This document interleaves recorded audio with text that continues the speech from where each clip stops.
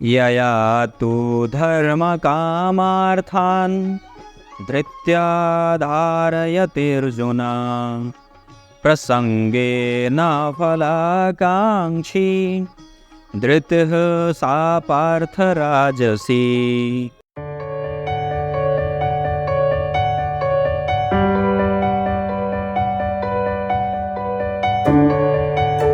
प्रिय दर्शकों नमस्कार, एक बार फिर से उपस्थित हूँ आप सबके सामने राजयोगों की गढ़ी को आगे बढ़ाते हुए।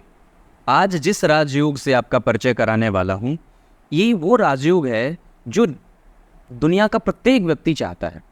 दुनिया का प्रत्येक व्यक्ति चाहता है कि वो अगर वो कुंडली देखे ना देखे, कुंडली से उसका कोई संबंध है ना है, वो ज्योतिष में विश्वास रखता है या नहीं होता, पर वो चाहता है। और वो क्या चाहता है कि उसका शरीर सुखी रहे।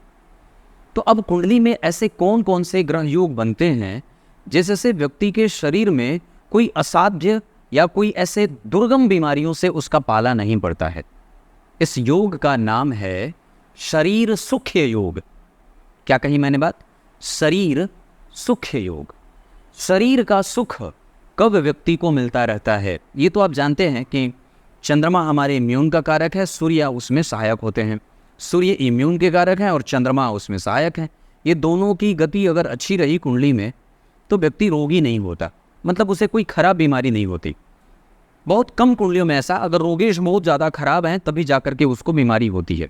वैसे शरीर सुख योग तब बनता है कुंडली में जब जन्म कुंडली के केंद्र में ही गुरु हो, या केंद्र में ही चंद्रमा हो, या केंद्र में ही शुक्र हो। बुध की बात नहीं कर रहा।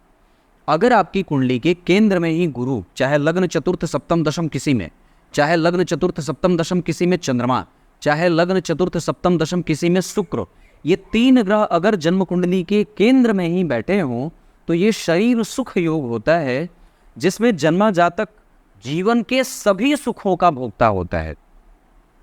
जीवन के सभी सुखों का भोक्ता होता है। और इतना ही नहीं, उसको कोई भयंकर बीमारी नहीं होती। उसके संबंध समाज से बड़े ही निकटता वाले होते हैं और उसको कोई भी दवाई पे कभी उसको डिपेंड नहीं होना पड़ता है। मतलब ऐसी कोई बीमारी उसको नहीं लगती है जिसके कारण उसको जीवन भर दवाइयाँ खानी पड़ती हैं। अगर ये तीनों ग्रह केंद्र में हैं, तीनों ही होने चाहिए, तब जाकर के ये शरीर सुख योग बनता है, जिसका सीधा सा असर उसको स्वास्थ्य में उत्तमोत्तम स्वास्थ्य की वृद्धि कराने वाला होता है। ये सुखदायक है, मन की शांति होती है, मन बीमार नहीं है, वो दिवालिया नहीं होता, वो विक्षिप्त नहीं होता, वो दुखी नहीं होता और सदैव खुश और प्रसन्न रहने वाला होता है। ये शरीर सुख योग है जो मैंने आपको बताया है।